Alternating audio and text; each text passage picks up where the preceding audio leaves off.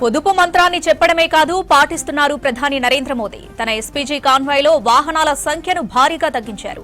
Protocol ప్రకారం అవసరమైన భద్రతను మాత్రమే ఉంచుకున్నారు మోదీ. ప్రస్తుతం మోదీ కాన్వాయ్లో 2 వెహికల్స్ మాత్రమే ఉన్నాయి.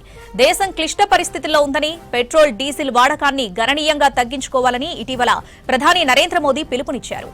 అవసరమైతే ఈవీ వాహనాలను వాడాలన్నారు.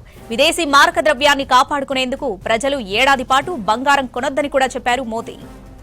హైదరాబాద్ లో ఆదివారం నాడు పొదుపు మంత్రాన్ని పిలుపునిచ్చారు మోదీ. తర్వాతి రోజు సోమనాథ్ ఆలయం దగ్గర భారీగా కాన్వాయ్తో రోడ్ షో చేశారు. దీనిపై తీవ్ర విమర్శలొచ్చాయి. మోదీ పొదుపు మంత్రాన్ని చెప్తారే తప్ప పాటించరు అంటూ సోషల్ మీడియాలో తీవ్ర విమర్శలొచ్చాయి. దీంతో తన ఎస్పీజీలోని కాన్వాయ్లను భారీగా తగ్గించారు. పొదుపు మంత్రాన్ని చెప్పడమే కాదు పాటిస్తున్నారు ప్రధాని నరేంద్ర మోదీ. తన ఎస్పీజీ కాన్వాయ్లో వాహనాల సంఖ్యను భారీగా తగ్గించారు. ప్రోటోకాల్ ప్రకారం అవసరమైన భద్రతను మాత్రమే ఉంచుకున్నారు మోదీ. ప్రస్తుతం మోదీ కాన్వాయ్లో 2 వెహికల్స్ మాత్రమే ఉన్నాయి.